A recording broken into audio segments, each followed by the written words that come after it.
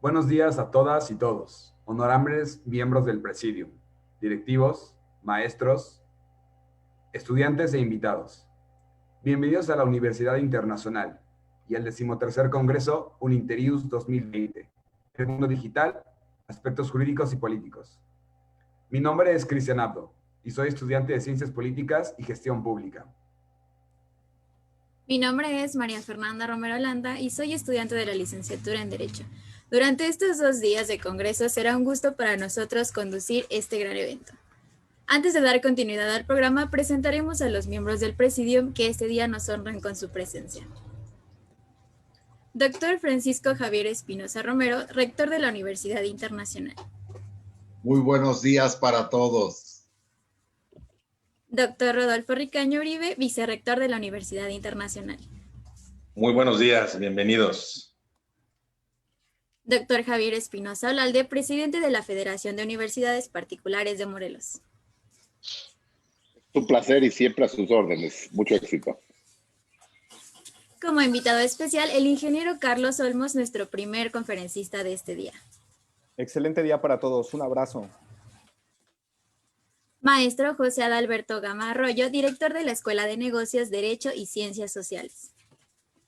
Buenos días a todos y bienvenidos.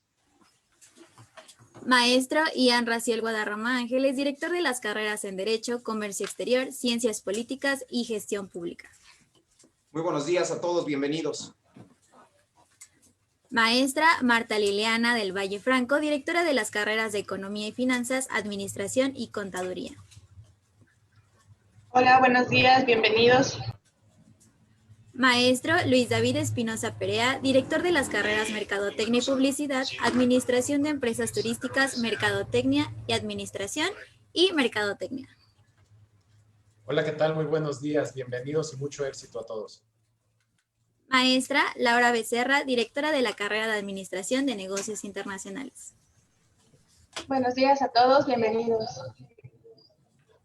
Maestra Lorena García Tello, directora de los programas de posgrado en negocios. Muy buenos días a todos, bienvenidos. A continuación, el vicerrector, doctor Rodolfo Ricaño Uribe, nos dará unas palabras de bienvenida. Claro que sí, Cristian, con todo gusto. Muy buenos días a todos, muy buenos días a todas, distinguidos miembros de este Presidium especial, a todos los invitados especiales, profesores, estudiantes y a todo el público que nos teleacompaña esta mañana. Es para mí muy grato estar aquí el día de hoy en la inauguración de Uninterius 2020.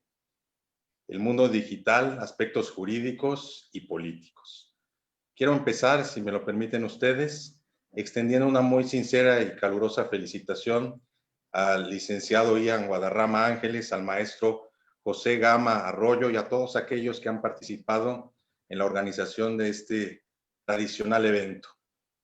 Este, según yo, 13º Congreso Jurídico se celebra en momentos muy oportunos, momentos en los que el mundo, el país y todos atravesamos por una terrible crisis sanitaria, crisis económica, crisis política, en que la ciudadanía ha puesto en duda la honorabilidad de las instituciones y de quienes han jurado guardar y hacer guardar la Constitución política de los Estados Unidos mexicanos.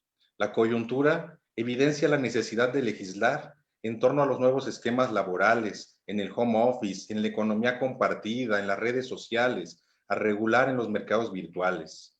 Así pues, siempre es un buen momento para examinar los variados temas de la disciplina jurídica y cuando se presentan en la escena sociopolítica cuestiones inéditas que deben y tienen que resolverse de acuerdo a los cauces que señala el conjunto de leyes que emanan de la Constitución. El temario del Congreso es muy amplio, centrándose en la ciberdemocracia, el mercadeo político, las plataformas digitales, en la fiscalidad, entre muchos otros, nutriéndose como siempre de grandes personalidades y excelentes ponentes. Eventos como este pretenden complementar la formación de ustedes, nuestros estudiantes, y acercarlos a la práctica de la profesión, con la participación de ponentes en el ejercicio de de la misma de elevadísimo nivel. Espero que todas las conferencias y todo lo que ustedes escuchen aquí sea aprovechado al máximo por todos y todas ustedes. Muchas gracias, agradezco la invitación como siempre. Buenos días.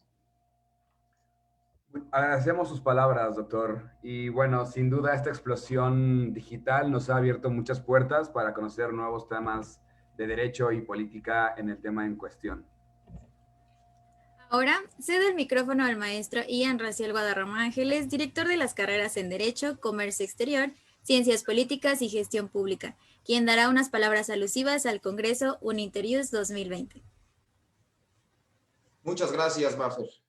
Buen día, estimados miembros del Presidium, que nos honran con su presencia, comunidad Uninter y público en general. La digitalización de aspectos jurídicos y políticos no es un reto, sino una realidad. Una realidad que llegó de manera un tanto brusca e inesperada y un tanto revolucionaria. En muchos aspectos por la forma con que rompe con lo actual y con lo establecido. La digitalización requiere de un conocimiento amplio respecto a las reglas técnicas, políticas y jurídicas que gobiernan el desarrollo de las nuevas relaciones interpersonales, de negocio y las relaciones de los poderes públicos basados en la tecnología de la información y la comunicación. Todo ello, sin duda, genera interrogantes en la sociedad.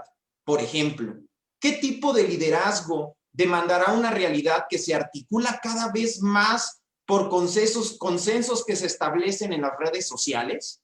¿Cuál será el futuro de la democracia? O de modo más simple, ¿cómo ejerceremos nuestro elemental derecho a decidir libremente si, como se anuncia, la combinación de desarrollos de inteligencia artificial y de biotecnología no solo permitirán interpretar la información que surge de nuestra vida cotidiana privada, sino también manipular nuestras emociones y comportamientos? Los juicios virtuales ahora una realidad, pero ¿cómo seguirá su desarrollo en nuestro país? ¿Estamos preparados? La prueba documental, ¿cómo va a evolucionar? Los enormes expedientes conformados por hojas y hojas que se generan dentro de nuestros tribunales, ¿comenzarán a desaparecer para trasladarlos totalmente a expedientes virtuales? Es seguro que la digitalización, la era digital o esta evolución nos dará muchas ventajas y muchos beneficios. Sin embargo, tendremos también mucho que trabajar en la regulación y la investigación respecto al tema. Es por lo antes mencionado que entre el día de hoy y el día de mañana, los asistentes a este gran evento tendrán contacto con profesionales, expertos en temas de gran relevancia jurídica y política. Nos compartirán su amplia experiencia a través del desarrollo de diversas ponencias y talleres que buscan principalmente el incremento o la expansión de conocimientos en nuestros estudiantes y en todos aquellos interesados en la preparación continua. Por su atención, gracias, que disfruten de su evento. Gracias por sus palabras, maestro Ian. Considero muy importante este gran evento, ya que la situación actual ha sido difícil para todos, y cada uno de nosotros, claro. Como estudiantes, se nos ha complicado el proceso de adaptación a esta nueva normalidad que sin duda ha dejado grandes cambios a nivel mundial. Pese a ello, hemos luchado por adaptarnos y seguir adquiriendo conocimiento. Agradecemos la oportunidad, el apoyo y la disposición, tanto de su parte, maestro, como de la Universidad Internacional, para crear eventos de gran valor y que hoy por hoy seguiremos luchando por cumplir nuestros objetivos. En nombre de todos, muchas gracias. Ahora, para inaugurar Uninterius 2020, el rector de la Universidad Internacional, doctor Francisco Javier Espinosa Romero.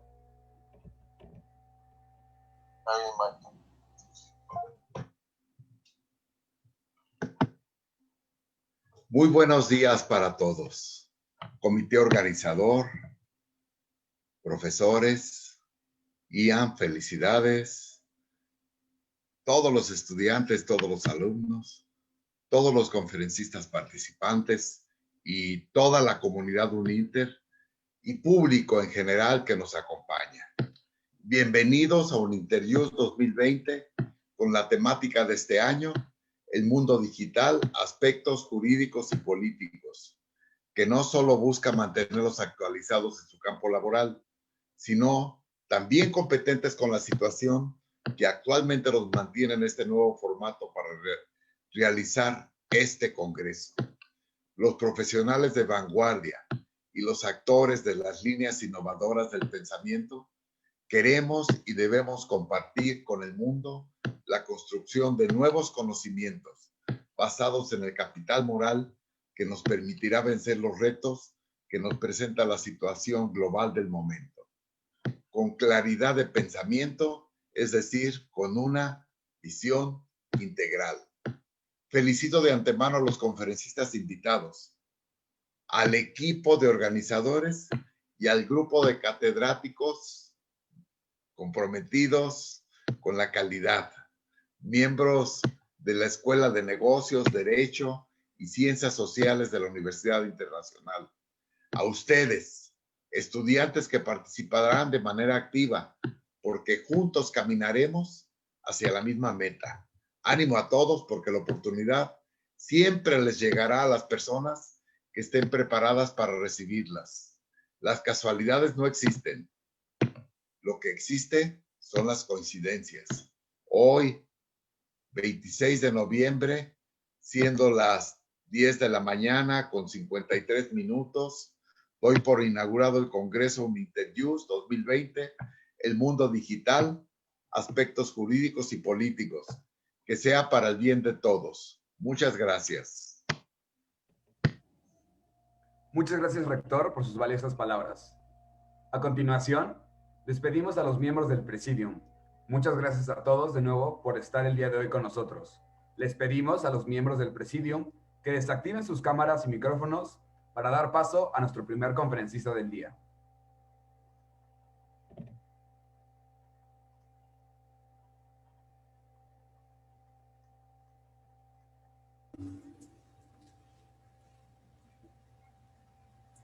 Una vez inaugurado el evento, les damos la más cordial de las bienvenidas a este gran evento, Uninternews 2020.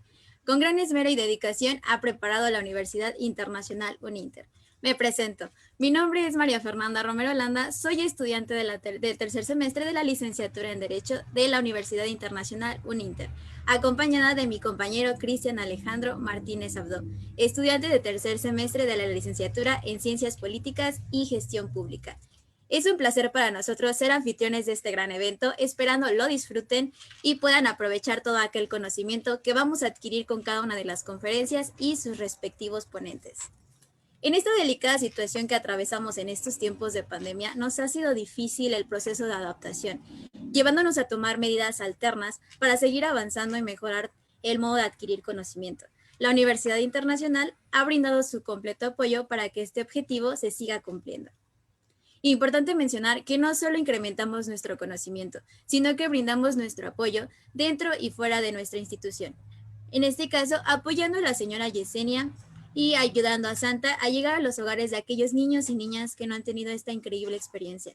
Si tenemos la oportunidad y la voluntad, podemos ayudar a Yesenia con jeringas de 5 o 10 mililitros, pañales para adulto diapro unitalla, sábana o resorte, sonda Foley número 14 o 16, bolsa recolectora de orina marca Kendall o Dover de 2000 mililitros, botellas de agua, comida enlatada como lo es el atún o la sardina, vendas o gasas té.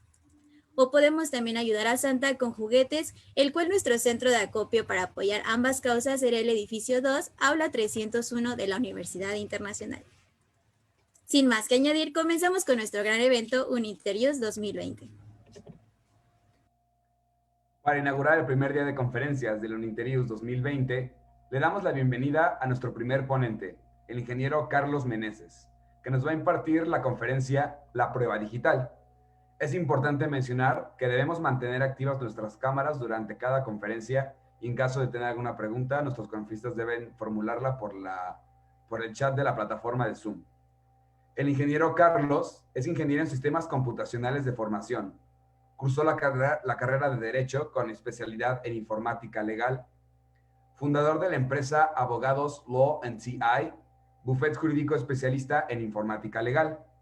El ingeniero Meneses tiene amplia experiencia profesional en el diseño y protección de infraestructura informática, al servicio de grandes corporaciones e instituciones públicas como ICA, Pemex y Ecomor Telcel.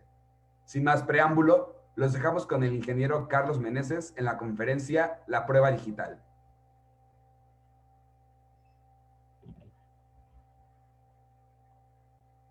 Claro que sí. Primero que nada, muy buenos días a todos. Es para mí un gran honor estar aquí con ustedes este día y sobre todo platicar de un tema tan importante que a mí en lo personal me apasiona mucho, que es el tema de la prueba digital. Yo preparé una presentación para ustedes que en un momento se las voy a compartir. Tengo estimado un tiempo de 60 minutos. Voy a dejar al final las preguntas y las respuestas para poder desarrollar todo este tema de las pruebas digitales y sobre todo poder abordar sus preguntas de una manera adecuada. Sin más preámbulo, pues yo les agradezco mucho a la universidad, al rector, al maestro Ian, el haberme invitado a participar en este gran congreso y sobre todo les doy la más cordial bienvenida.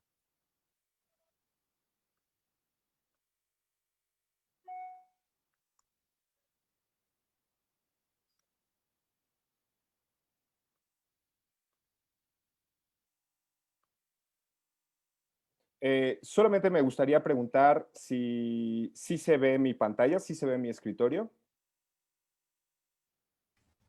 Sí, así es, ingeniero. Sí, sí se ve. Ok, Sí se perfecto. ve. Bueno, hablar de informática legal es un tema muy amplio, es un tema que hoy en día no solamente lo vivimos en el país México, no solamente lo vivimos a nivel Latinoamérica, lo vivimos a nivel mundial. Si bien es cierto, la tecnología ha crecido o crece a pasos agigantados, la cuestión de los delitos informáticos también crece a pasos agigantados. Nos hemos dado cuenta que hoy en día la tecnología tiene una principal función, que es facilitar los procedimientos, ayudar, mejorar a la ciencia, a la tecnología, cuestiones de salud, lo vemos en los entornos políticos. Realmente hablar de tecnología hoy en día es hablar de todo. Ya los temas tecnológicos no solamente son cerrados en temas de esas grandes computadoras que anteriormente veníamos observando. Hoy en día lo podemos ver incluso hasta con los menores. Ya la tecnología nos ayuda a alcanzar precisamente ese propósito. Es por eso que vamos a hablar acerca de la prueba digital. Agradezco mucho la presentación. Una de mis principales funciones dentro de la informática legal es la cuestión pericial. Yo soy perito en cómputo forense y soy experto en recuperación de información. Hoy en día me dedico a esta gran ciencia, a esta gran temática, con el fin de poder ayudar, de coadyuvar precisamente con las autoridades en las cuestiones de litigio, para poder acercar un poco lo que es el tema de la informática, el tema técnico y sobre todo poderlo plasmar en un asunto legal.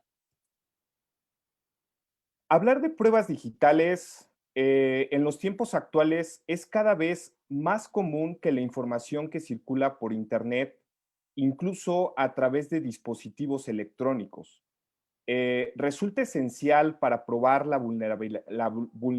vulneración de un derecho, como es el caso, por ejemplo, de la intimidad, el honor, la imagen, el secreto, las fotografías, los textos, el video, las amenazas y sobre todo las estafas. ¿Qué quiero decir con esto?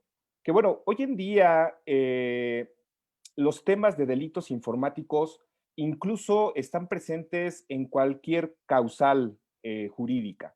¿Qué quiere decir? Que ya lo vemos en controversias laborales, ya lo vemos en controversias familiares, civiles, penales, incluso para la cuestión de conciliaciones, como hoy en día las dependencias de Profeco, Conducef, ya se ven envueltas en temas tecnológicos.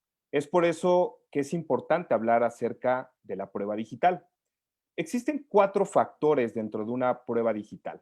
Están las pruebas digitales originales, están las pruebas digitales duplicadas, está la prueba o evidencia documental y está la prueba o la evidencia demostrativa. Si bien es cierto, los delitos siguen siendo tradicionales. Lo vemos en fiscalías, lo vemos en cualquier servo jurídico, en el sentido de que el robo es robo, pero cambia el sentido de la forma en lo que se hace. ¿Cómo es que se hace? ¿Cómo es que realmente tiene la participación el entorno tecnológico con la cuestión jurídica? Estamos en un gran reto derivado a que nos vemos en la necesidad de conocer herramientas tecnológicas útiles y fiables, así como profesionales especializados que nos ayuden a demostrar que la información que hemos extraído implica poder descartar cualquier manipulación en el contenido de dicha información. Es decir, estar en aptitud de acreditar la autenticidad de la misma frente a una autoridad, comúnmente en los tribunales de justicia. Por eso es importante hablar acerca de la prueba electrónica, pero también es llamada prueba informática. Cuando hablamos de pruebas digitales originales, nos referimos, por ejemplo, a un papel, a una hoja normal, ¿no? Donde anteriormente, y digo anteriormente porque ya existe tecnología para eso, pero se sigue viendo, se sigue utilizando, como es la firma electrónica, como es la firma de los documentos, como es el robo a través de un fraude, pero también un robo, un fraude a través de un mecanismo electrónico. Nosotros lo vemos hoy en día incluso con los contratos. Cuando hablamos precisamente de contratos, estamos acostumbrados precisamente a esa celebración de ese contrato entre dos o más personas de una forma tradicional. Pero cuando hablamos de contratos digitales, no solamente le damos una certeza de la cuestión remota, sino el hecho de que ya pueda incorporarse una figura como un notario en el sentido de que dé fe de esa celebración, de ese contrato, de una forma remota. Lo vemos incluso con la cuestión de la moneda digital. Si bien es cierto, la moneda tradicional no ha sido sustituida, pero hoy en día ya vemos muchas transacciones precisamente de forma digital. Podría yo mencionar algunas, como es el Ethereum, como es el Bitcoin, que ya tienen una participación, si bien es cierto, de no de una forma aún todavía con una legislación robusta, pero ya está en el mercado. Ya grandes transacciones se hacen a través de ese tipo de monedas. Pero no quiero dejar a un lado el hecho de la participación delictuosa. ¿Qué quiere decir? Que hoy en día también el ciberdelincuente utiliza esos medios electrónicos para cometer precisamente un delito. En el caso específico de la moneda digital, nos hemos encontrado con casos precisamente de extorsiones, donde hoy en día se extorsiona a un individuo, a una persona, y se le solicita un pago, se le solicita un rescate a través de la moneda digital. También lo podemos ver incluso en la parte de los secuestros. En muchas ocasiones, una persona que es secuestrada, gran parte de ese rescate lo tratan de hacer a través de una moneda digital. Hay temas muy importantes que hablamos, por ejemplo, de la parte de los fraudes. Si hablamos de temas como ransomware, ataques informáticos, cuando hablamos de robo de información, robo de identidad, precisamente lo hacen a través de estos medios electrónicos que tiene que ver con la cuestión de la moneda digital. La prueba o la evidencia documental, nos hemos encontrado mucho de que en ocasiones cualquiera podemos tener acceso a un dispositivo electrónico. Hoy en día, el tomar una fotografía, hoy en día, el compartir un video, realmente se venía practicando de una forma tradicional donde se podía plasmar de forma impresa.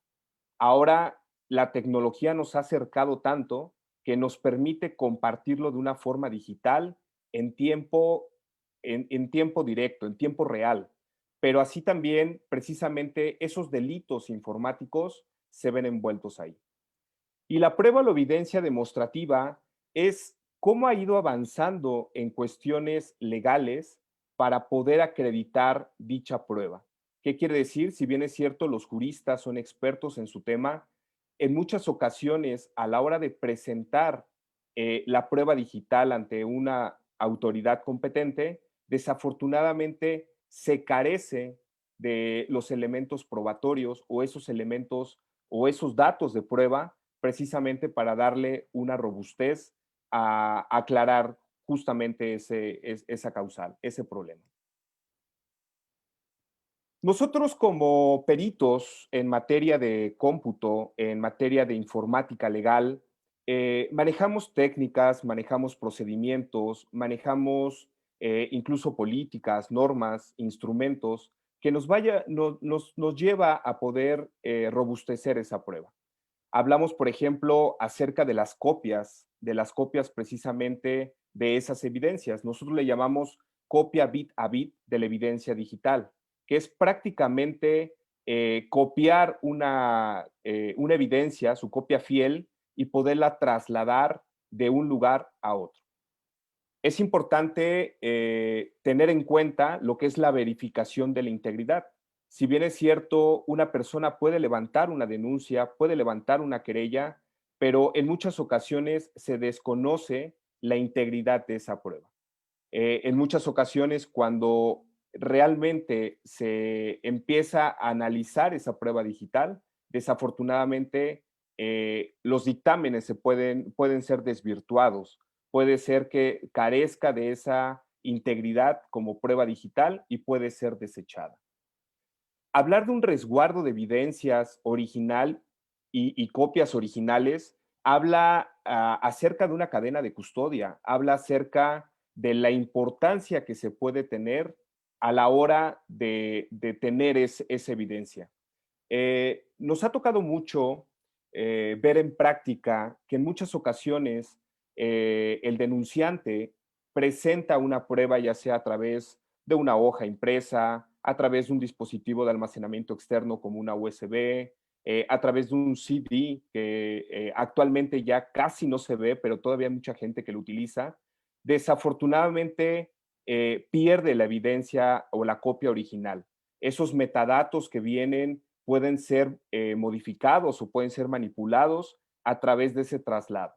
En muchas ocasiones sucede que el individuo, la persona, le da más valor al dispositivo que va a entregar ante una autoridad que a su valor probatorio, que en este caso sería su prueba digital.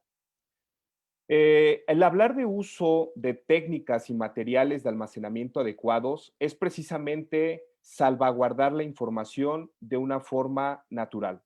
Lo vamos a ir viendo en esta presentación.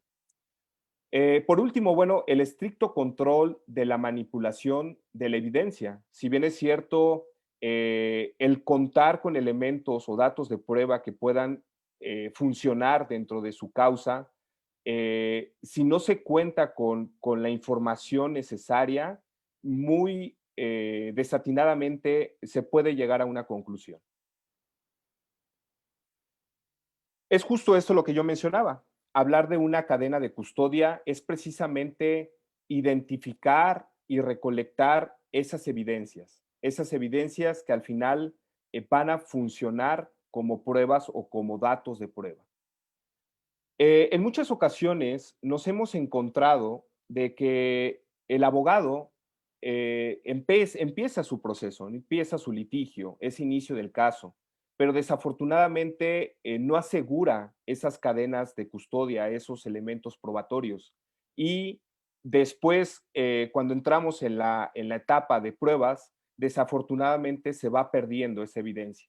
Es importante que hoy en día ustedes como estudiantes, abogados litigantes, gente que se dedique precisamente a esta magnífica profesión del derecho, conozca cuáles son los medios de prueba, los datos de prueba y cómo poderlos presentar.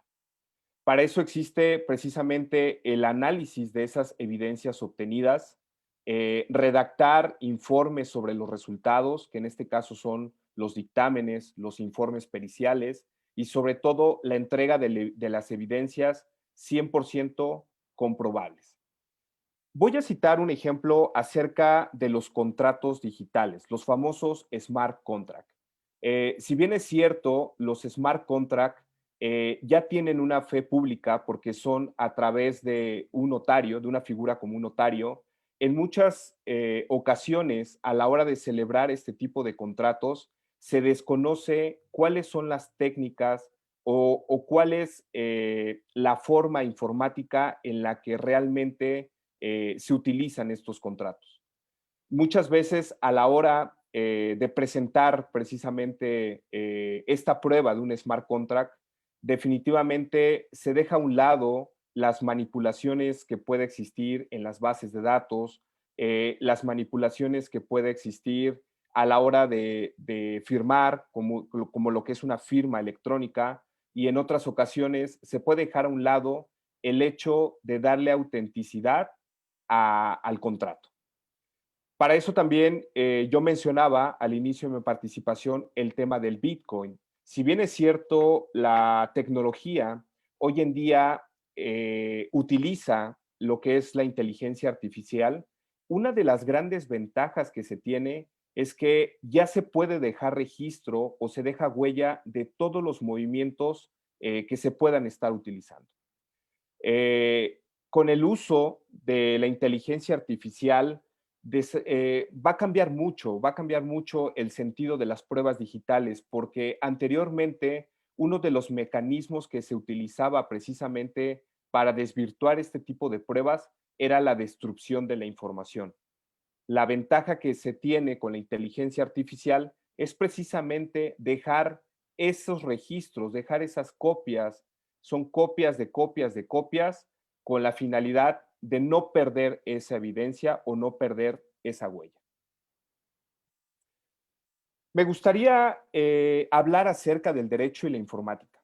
Actualmente vivimos en una sociedad que se comunica y se interrelaciona en medida a través de las telecomunicaciones y las diferentes tecnologías que dispone precisamente progresivamente de una audiencia, va incrementándose.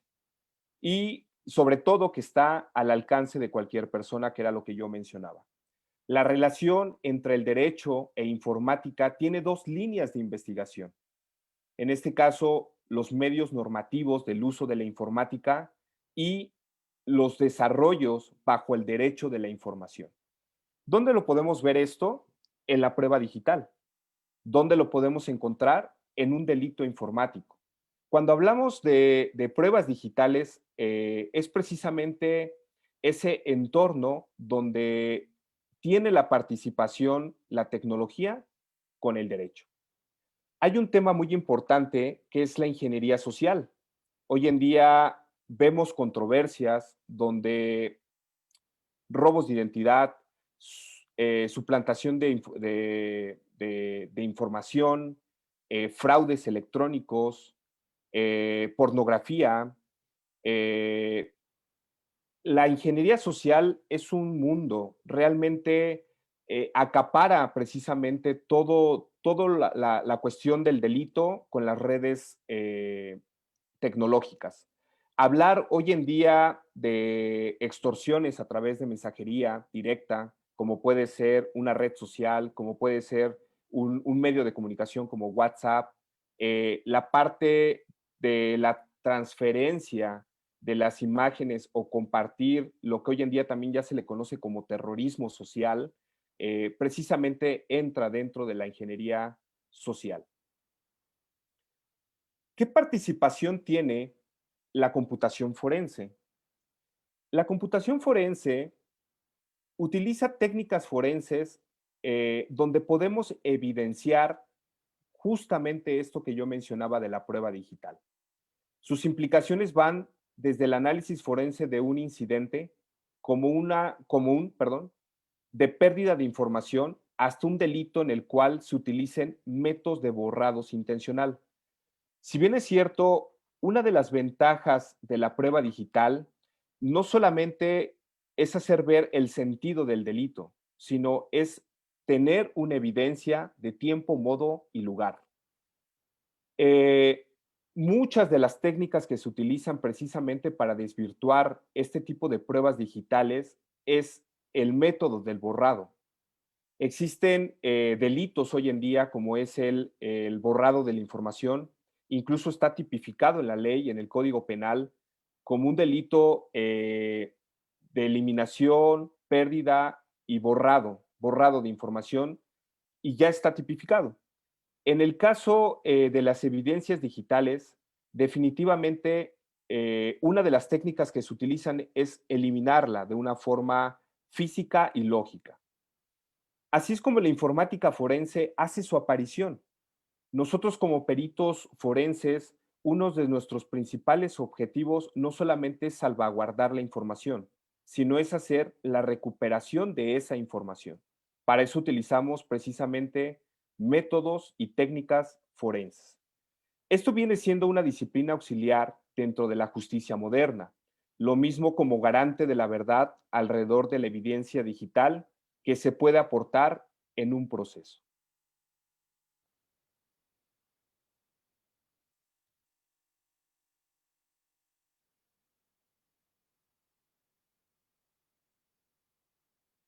Bien, dentro de la computación forense hablamos precisamente de esta evidencia digital. La evidencia digital es cualquier información que sujeta a una intervención humana u otra semejante ha sido extraída de un medio informático. Esos registros generados o almacenados en un sistema computacional puede ser utilizado como una evidencia en un proceso legal. Hay que tener en cuenta que esa evidencia puede ser volátil. ¿Qué quiere decir? Que puede ser que esté o que no esté. Voy a citar un ejemplo de, normalmente cuando hacen un robo, por ejemplo, de un celular, cuando se meten a robar a un domicilio, muchas veces esos objetos que se sustraen son vendidos por Internet. ¿Qué sucede? Que esas publicaciones pudieran ser métodos de prueba, pueden ser evidencias digitales. Desafortunadamente, una vez que se sube a la red, una vez que el producto ya fue entregado, ya fue vendido, ya fue comercializado, normalmente lo que hace el delincuente o lo que hace esa persona es eliminar. Por eso decimos que es una evidencia digital volátil. Estuvo, pero desafortunadamente fue borrada, fue eliminada. Es anónima en el sentido de que no sabemos realmente quién es la persona intelectual. No sabemos, tenemos registros, tenemos evidencias, tenemos pautas de posibles personas que hayan cometido dicho delito. Pero ¿qué sucede con toda esa información que es anónima? Hoy en día, el crear una cuenta de correo electrónico no tiene una dificultad en el sentido de los datos, porque son datos que pueden ser inventados. Son datos que no muestran realmente la identidad de una persona. Hoy en día no tenemos una legislación que tope un número designado por cada individuo para poder crear cuentas de correo electrónico. Es duplicable en el hecho de que ese delito no solamente se pueda estar llevando a cabo ahí. Puede ser que ese delito termine siendo un fraude de una forma colateral, que en algún momento esa publicación no solamente sea publicada en el lugar en donde fue sustraído ese elemento, puede estar apareciendo gracias a la tecnología, gracias al Internet, por todo el mundo. Es alterable y modificable en el sentido de que esas evidencias en algún momento pueden ser modificadas. Quiero citar el antecedente. El 17 de febrero del año 2020, el Instituto Federal de Telecomunicaciones mencionó que aproximadamente el 80.6 millones de usuarios de Internet ya estaban justo en la red esta gama amplia del Internet. ¿Qué quiere decir? Que ya estaban navegando, ya estaban con un acceso a una computadora, con un acceso a una conexión. El 62% de las personas sufrieron un ataque sobre su información financiera. ¿Qué quiere decir? Que más allá de que nosotros tengamos al alcance precisamente estas herramientas que nos hagan la vida más fácil, el 62% de esas personas tuvieron o sufrieron un ataque. ¿Cuáles son los ataques que normalmente nosotros identificamos a través de este tipo de plataformas? Pues es precisamente el robo financiero, el robo de la identidad, eh, el hecho de que se vea expuesta nuestra información en un mundo exterior. El 27% de las personas sufrieron ataques de malware, hablando de dispositivos electrónicos. También el sector empresarial es uno de los más atacados. Dentro de esa prueba digital, nosotros podemos decir que sirve para acreditar evidencias de hechos de relevancia ante los procedimientos judiciales. Las pruebas periciales informáticas son información almacenada o transmitidas a través de medios o soportes electrónicos. ¿Qué quiero decir con esto? Desde la perspectiva de los abogados, la prueba electrónica resulta ser un desafío. Resulta indispensable saber cómo recogerla, cómo trasladarla y cómo custodiarla, debidamente a fin de garantizar su autenticidad, su validez y su eficacia procesal. Es necesario saber cómo afrontar la incorporación de la prueba electrónica al proceso judicial. Es recomendable saber cómo reaccionar cuando la parte contraria incorpora una prueba electrónica que puede perjudicar los intereses de nuestro cliente. Los engaños de los datos, cada vez más los juristas empiezan a hablar con una naturalidad de palabras tecnológicas.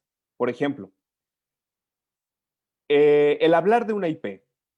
Para nosotros que somos tecnólogos, que nos dedicamos a la ingeniería, el saber que una IP es la parte de identificar un dispositivo a través de una red tecnológica. Se trata de una palabra que pocos entienden, sin embargo, es una palabra que en el mundo digital es muy común.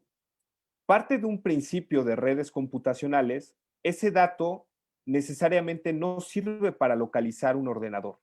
Si bien es cierto, es identificado a través de la red tecnológica y podemos saber incluso su ubicación, podemos saber de dónde proviene, qué proveedor es aquel que le proporcionó ese identificador en la red, pero desde luego muchísimo menos sirve para localizar un autor de un hecho. ¿Sirve de algo localizar a un ordenador? Esa es una pregunta. ¿La localización del ordenador es un objeto de un litigio? Hago esta reflexión porque es irrelevante dónde está un ordenador. Lo verdaderamente importante es quién está usando ese ordenador. Y por tanto, esa dirección IP o cualquier otra evidencia digital es un mero dato de otros que no van a servir para convencer a un juez. Es perfectamente posible y muchísimo más habitual de lo que parece que a una misma IP se le puedan conectar varios ordenadores. Desafortunadamente, desvirtuaría lo que nosotros estamos diciendo. Es también posible que se esté usando una IP ajena. ¿Qué quiere decir? Que a lo mejor ese dato de identificación nos los puede estar dando nuestro vecino. En muchas ocasiones nos ha tocado llegar a ese análisis donde nosotros nos conectamos a redes que incluso no son de nosotros. Pueden ser públicas, pueden ser conexiones del vecino, donde realmente no dejaría claro de dónde proviene ese ataque, de dónde proviene esa extorsión o de dónde proviene esa manipulación digital. Y finalmente, ¿es posible que algún virus sea el que esté manipulando ese ordenador? La pregunta obligada es, ¿quién sería el actor intelectual?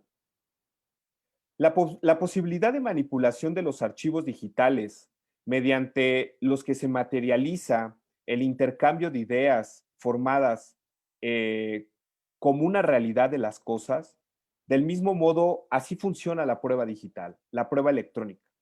es de fácil destrucción, tanto de forma casual como intencional. En muchas ocasiones nos ha tocado precisamente ir a empresas donde a través de un despido, de una controversia laboral, en muchas ocasiones el empleado no solamente sale molesto, frustrado, enojado con esa empresa, sino lo que hace es borrar la información que en algún momento él recibió algún tipo de pago de honorarios por ese trabajo. ¿Qué sucede? Que en muchas ocasiones esos documentos son eliminados, pero ¿en qué afecta a la cuestión de la empresa? Definitivamente, afecta monetariamente. ¿Qué quiere decir? Que uno de los valores que se le puede dar más es a la recuperación de la información. Pero en muchas ocasiones eso nos va a llevar a costos elevados para poderla recuperar. Nosotros utilizamos como principal fuente de la técnica forense esa recuperación de la información. ¿Qué quiere decir? Que nosotros tenemos esa capacidad de poder hacer recuperación de información a través de los medios electrónicos. Dentro del cómputo forense, hablamos precisamente de esto, de la recuperación de la información. Siempre que hablamos de recuperación de información, podemos decir que existen dos tipos. Uno que sería el daño físico normal, como cualquier equipo electrónico que falle, o el intencional. El intencional es el que normalmente ya trasciende a una cuestión jurídica. El tema de la ingeniería social hoy en día también tiene que ver con el cómputo forense.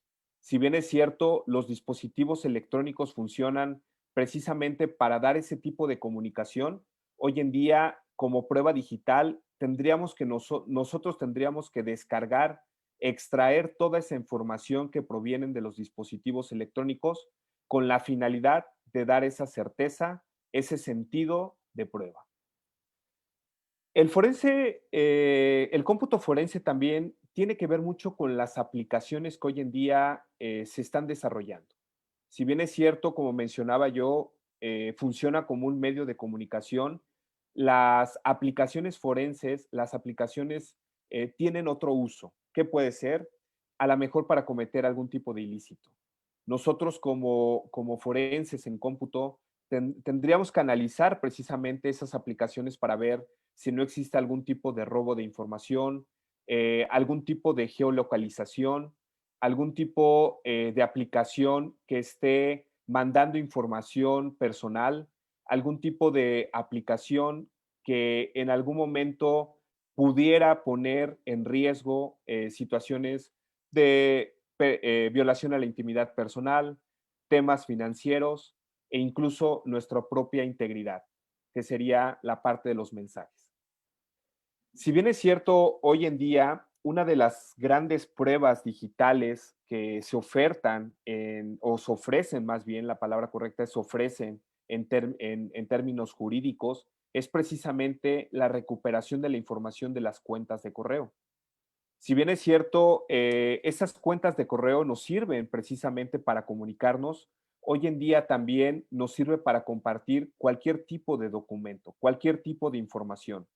Existen muchos delitos en el que los mismos usuarios utilizan la fuente del correo electrónico como un método, un mecanismo de robo de identidad, fraudes y en algún momento comparten información que no les corresponde.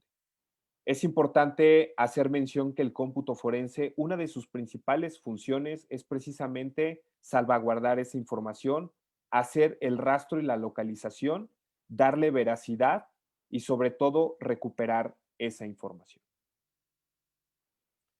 Si nosotros nos adentramos en el tema de delitos informáticos, por mencionar algunos, podríamos hablar acerca del phishing, los virus informáticos, el ciberbullying, el sexting, los spam, la piratería, el sabotaje, la suplantación de identidad y sobre todo la extorsión y el fraude.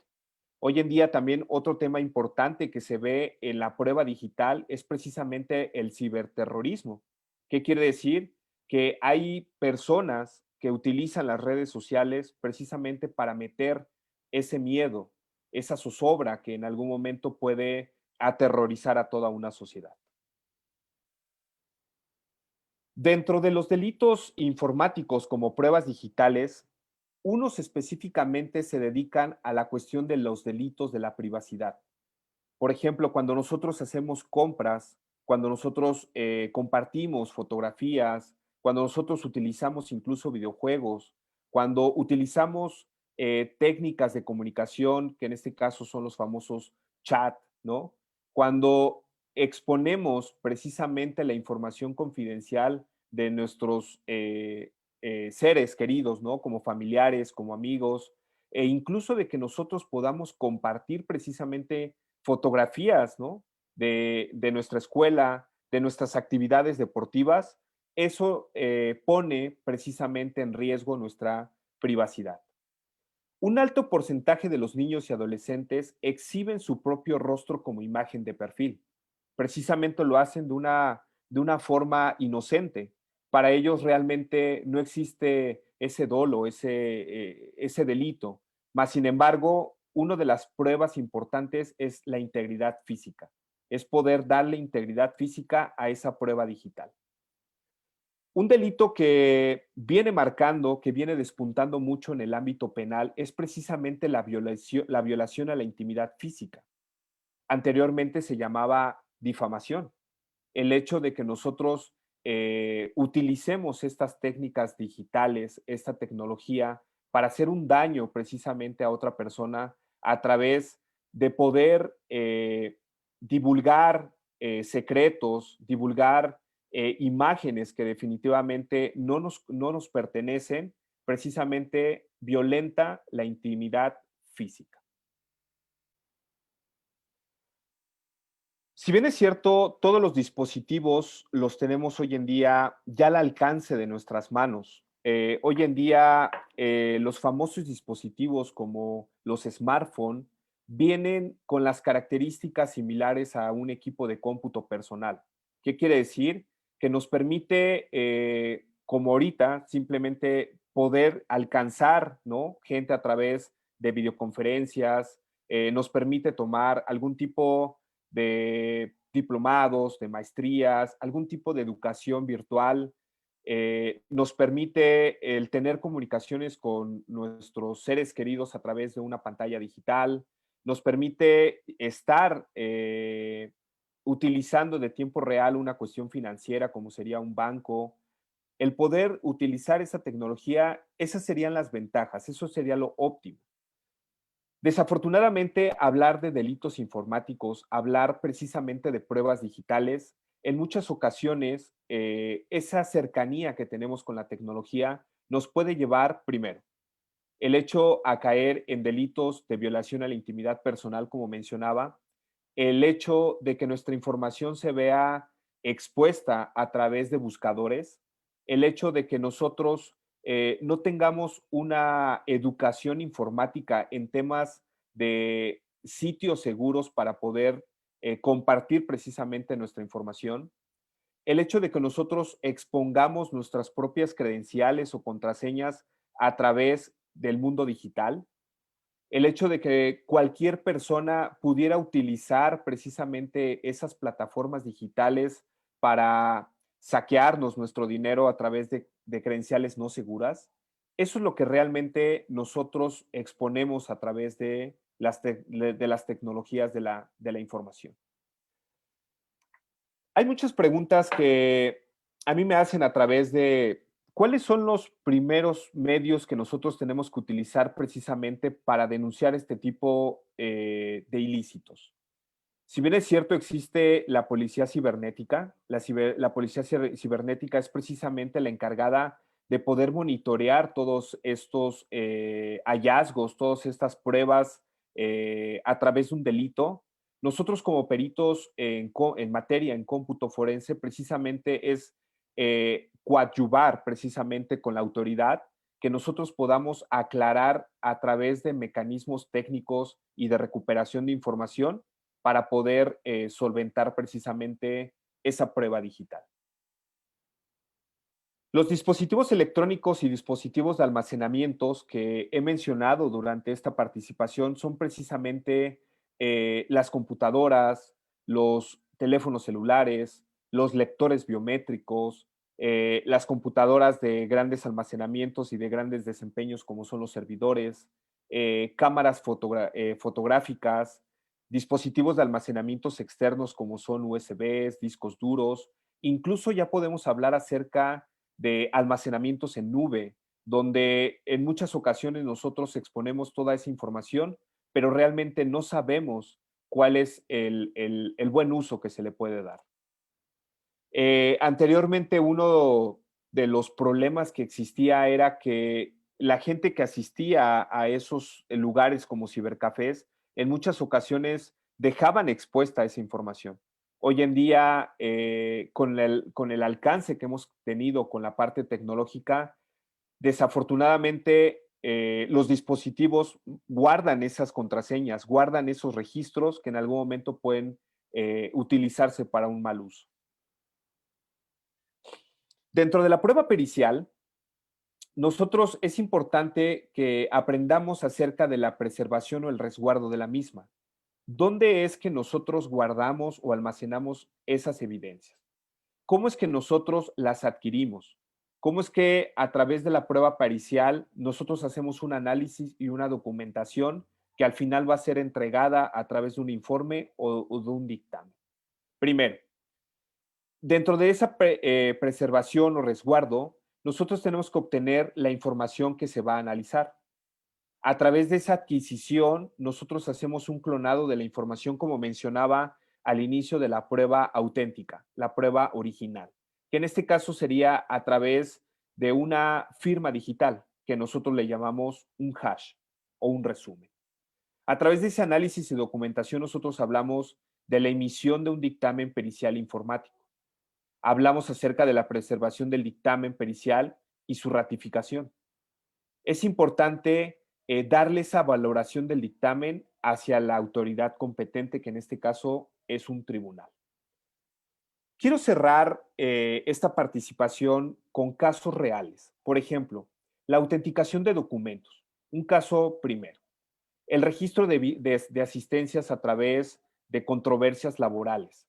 Si bien es cierto, hoy en día uno de los registros que nosotros podemos tener como patrones en temas de asistencias de nuestros empleados es a través de una bitácora que tradicionalmente se hace a través de un papel normal.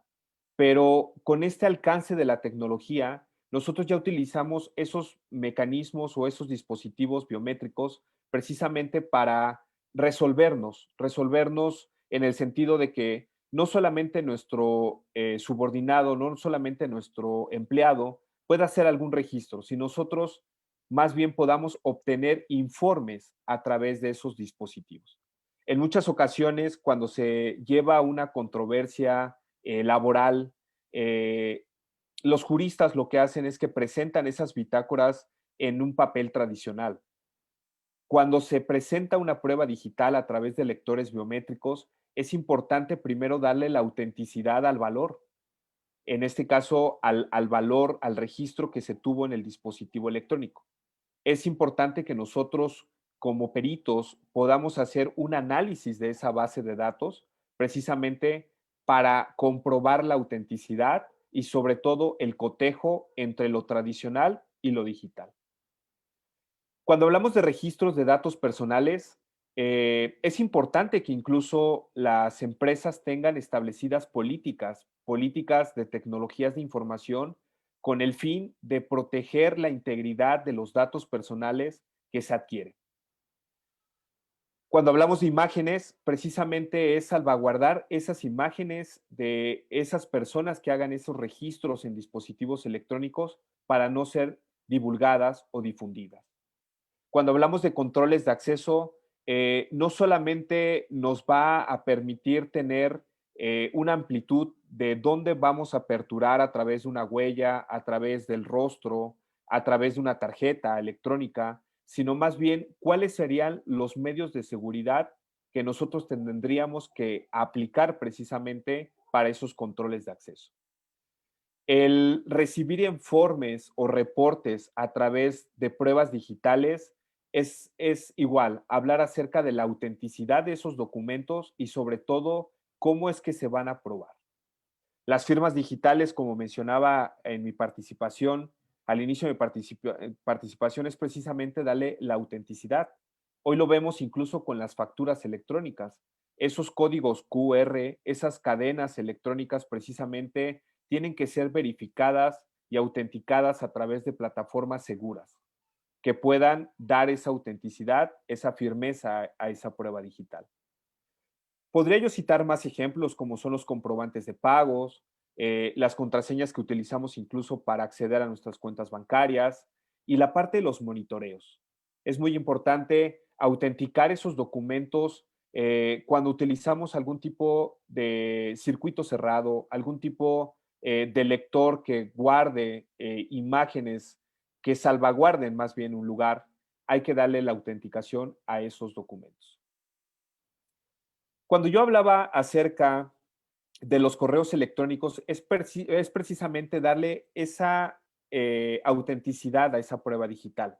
Las conversaciones uno a uno, hoy en día lo podemos hacer a través de las famosas cabeceras de los correos electrónicos. Por ahí hay una pregunta que siempre me hacen, que si las plataformas digitales tienen la responsabilidad de brindarle a la autoridad un reporte detallado de lo que nosotros hacemos. Hay que tener en cuenta que uno de los principios legales en temas de la información es precisamente salvaguardar los datos. ¿Qué quiere decir?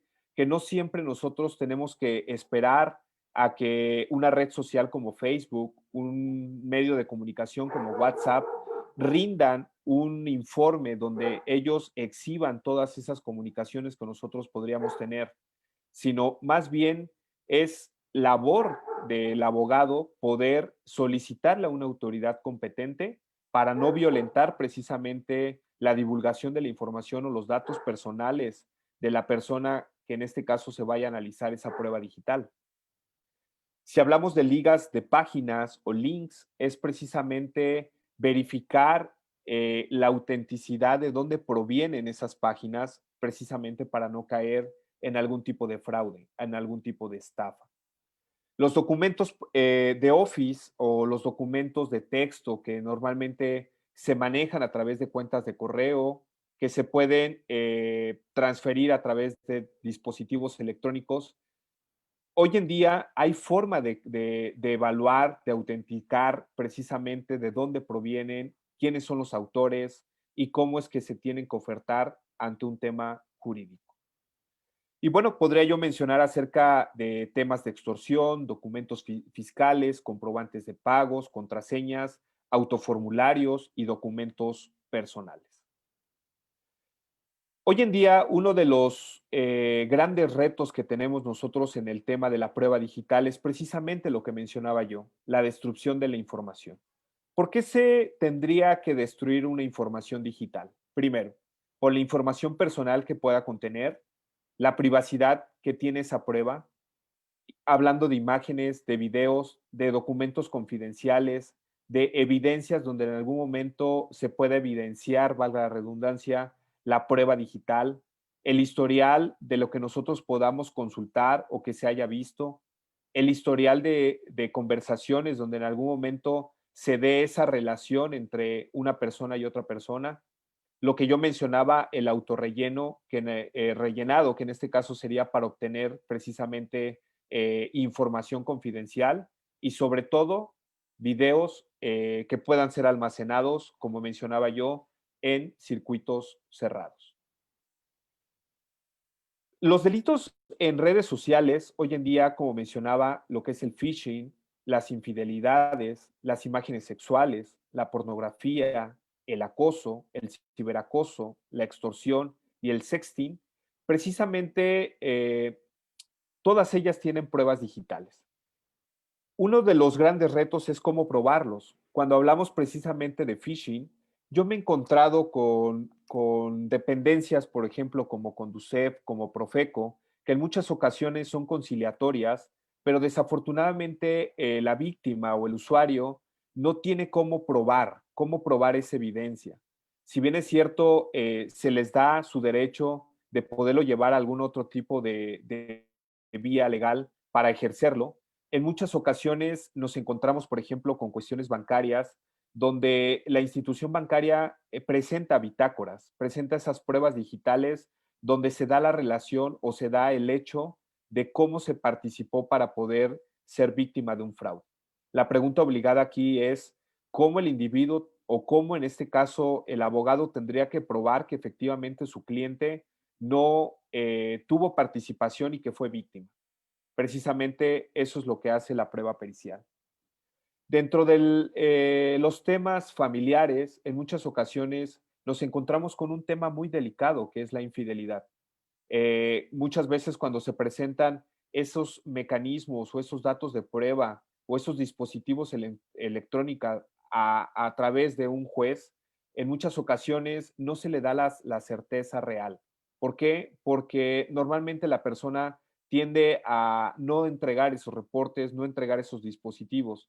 Más sin embargo, la prueba pericial permite precisamente hacer toda esa recuperación de información y sobre todo poder aclarar la relación que se tiene, ¿no? En ese sentido.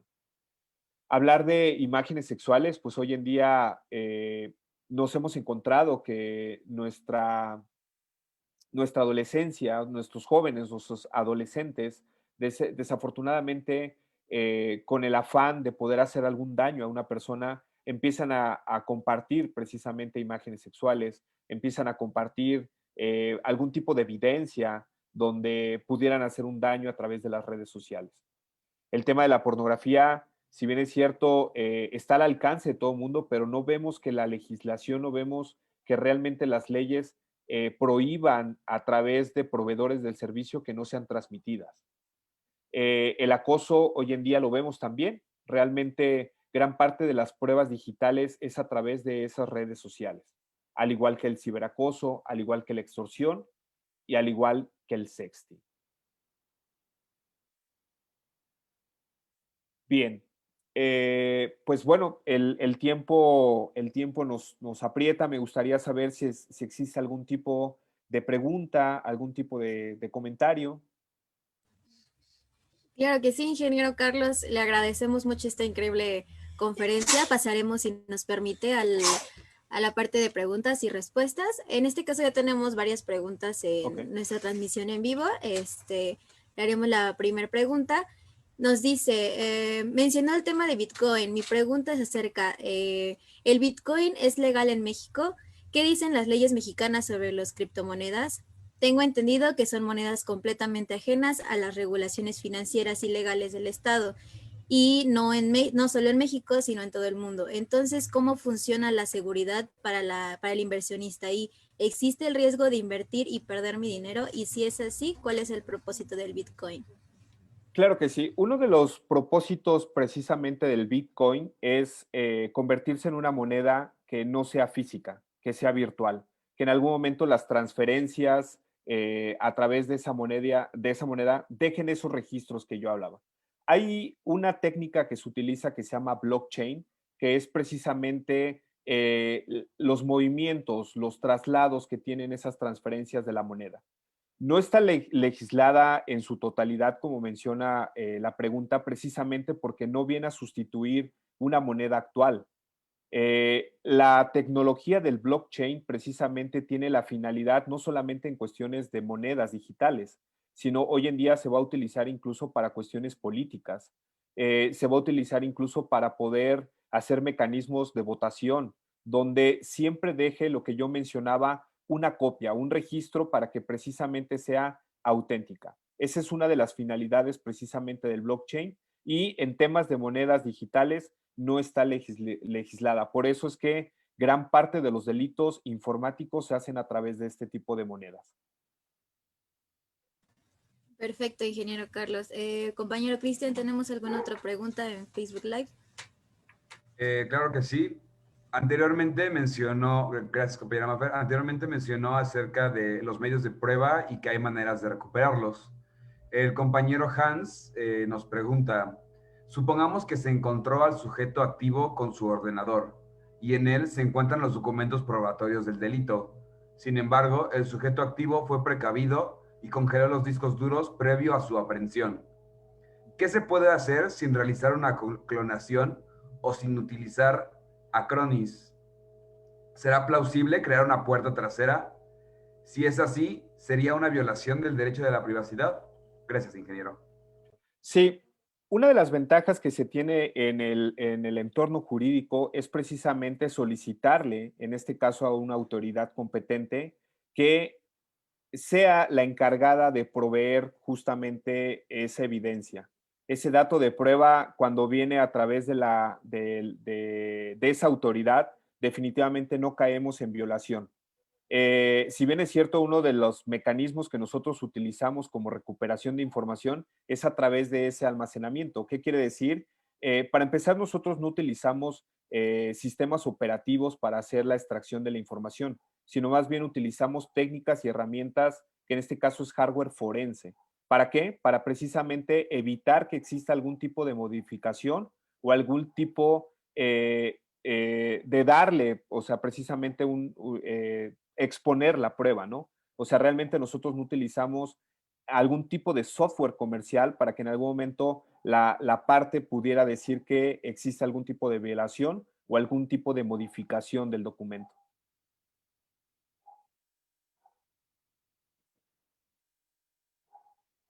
Gracias, ingeniero. No sé si hay otra pregunta, compañera Maffer, me parece que sí. Sí, claro, gracias, Chris.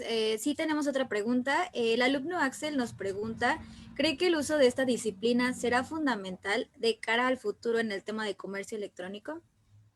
Sí, totalmente, totalmente de acuerdo, porque si bien es cierto lo que mencionaba yo, el probar cómo es que se lleva a cabo es evidencia, pues definitivamente en comercio electrónico tiene que estar bien sustentada.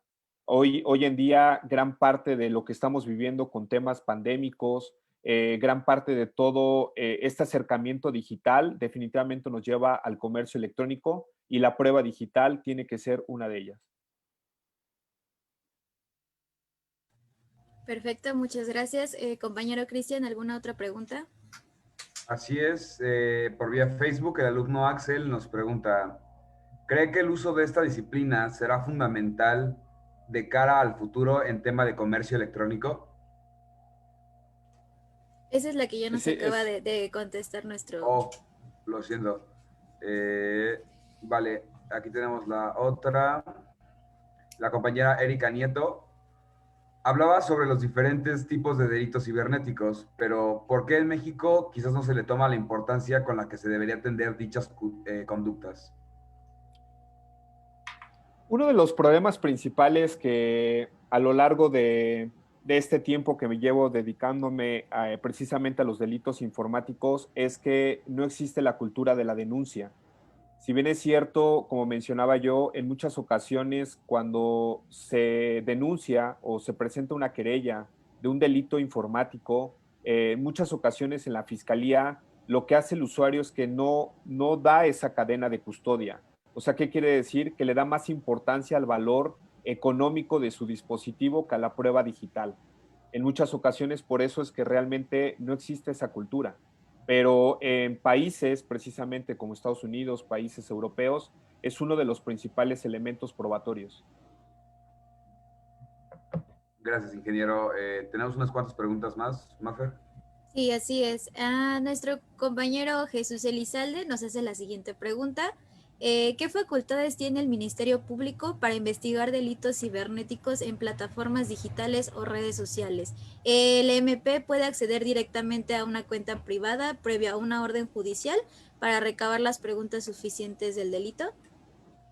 Sí, en cuestiones penales, a mí me ha tocado observar que normalmente el Ministerio Público lo que hace es que salvaguarda la cadena de custodia, que en este caso sería el dispositivo que se puede presentar o el dato de prueba que se presenta en ese momento ante el MP.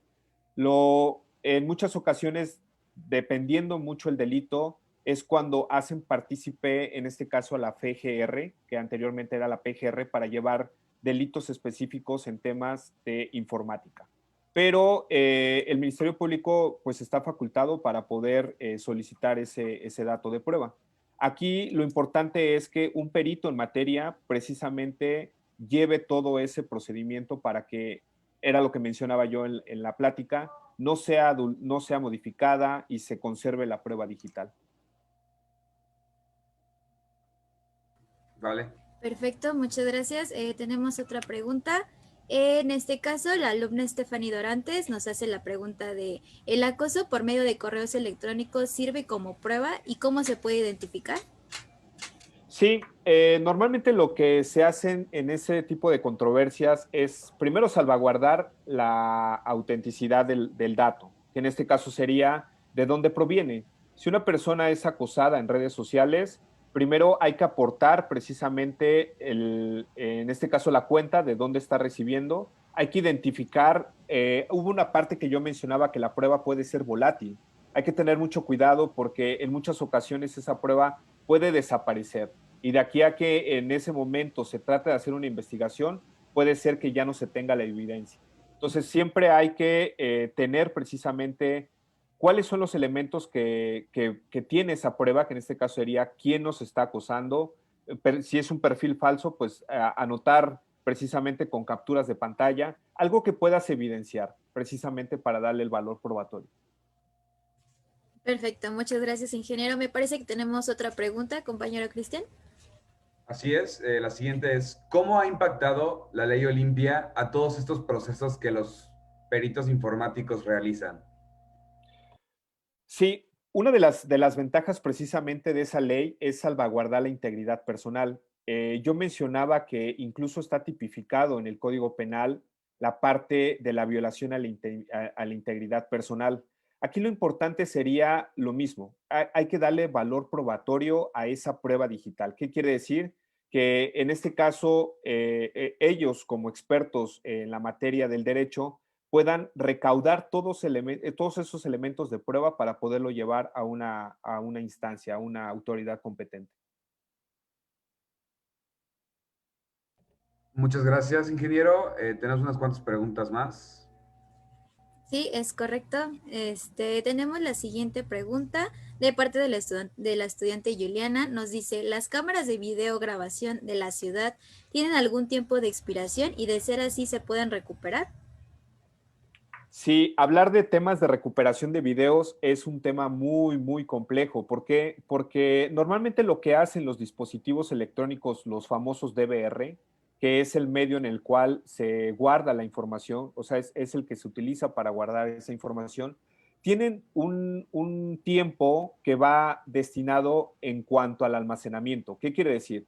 Que si el disco duro o el disco, la unidad de almacenamiento es pequeña, ahora sí que el video se va a salvaguardar en un corto plazo. A mayor almacenamiento, mayor vigencia podría tener. Una de las técnicas que nosotros utilizamos para la recuperación de la información y nos pone precisamente en esa complejidad es el sobreescribimiento de la información. ¿Qué quiere decir? Que si en algún momento esa unidad llegara al alcance de su capacidad y se vuelva a sobreescribir, desafortunadamente podríamos tener una pérdida de información. Muchas gracias, ingeniero. Pasamos con la siguiente pregunta, compañero Cristian. Sí, la estudiante María Cerón nos pregunta, pese a que ya es vigente la ley Olimpia, ¿cree que el sistema penal mexicano esté preparado para hacer justicia en estos tipos de casos sin revictimizar a la víctima? Wow. Sí, aquí lo importante, no es que me salga yo un poco de contexto, pero en el tema de nosotros que vemos precisamente la cuestión pericial, la parte de la prueba digital, yo creo que en muchas ocasiones no se cuentan con la legislación tan robusta y sobre todo que se pueda comprobar. Entonces yo creo que sí estamos preparados, o sea, realmente podríamos llevar a cabo muchas acciones, pero desafortunadamente la parte de la prueba es la que aún pega mucho. Gracias, ingeniero. Tenemos una última pregunta. Mafer, si la podrías leer. Claro, última pregunta. La estudiante Sherida pregunta, ¿cuál es el problema de fondo para entender los delitos informáticos y si nuestros administradores de justicia están capacitados para entenderlos?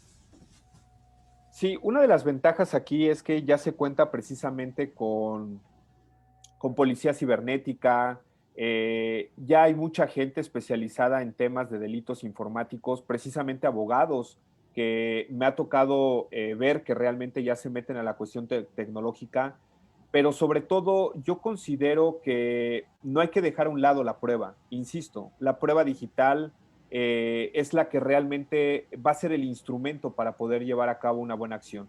Entonces, ya está precisamente la FGR, está la Policía Federal, está la parte de la Policía Cibernética, pero si bien es cierto, el tema de la prueba digital aún no está al 100%.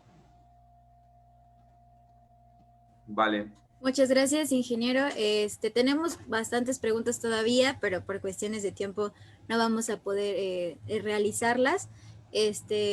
Vamos a pasar, en este caso agradecemos a nuestro ponente, ingeniero Carlos Meneses, con esta gran conferencia. Sin duda nos llevamos un gran conocimiento. En nombre de toda la comunidad Uninter, muchas gracias, ingeniero Carlos Meneses. Muchas gracias a ustedes. Pasaremos a la entrega del reconocimiento a nuestro ponente por haber presentado el tema de la prueba digital, al que dará lectura mi compañero Cristian.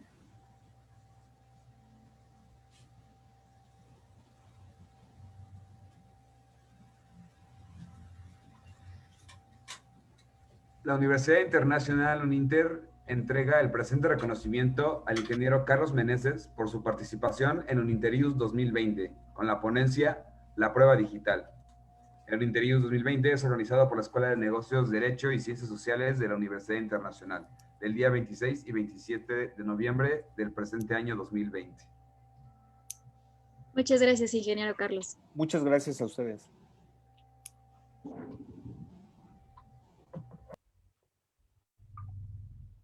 Les recordamos que en nuestro evento con causa ayudamos, en este caso también a Yesenia. Si gustan formar parte de este gran apoyo, podemos apoyar con las diferentes situaciones. Jeringas de 5 mililitros o 10 mililitros, bañales para adulto Diapro Unitalla, sábana o resorte, sonda Foley número 14 o 16, bolsa recolectora de orina marca Kendall o Dover de 2000 mililitros, botellas de agua, comida enlatada como lo es el atún, la sardina, vendas o gasas, y en nuestro centro de acopio se encuentran en la Universidad Internacional en el edificio 2, aula 301. En este momento, damos por concluida la primera conferencia. Los invitamos a la siguiente ponencia que tendrá lugar a las 3 p.m. por medio de la plataforma Zoom. Dicha conferencia no será transmitida por Facebook Live. Si aún no cuentan con su enlace para entrar a la siguiente reunión de Zoom, se pueden registrar en Conferencias Uninter. Nos vemos hasta entonces y muchas gracias. Muchas gracias, ingeniero Carlos. Hasta luego, que estén muy bien. Hasta luego.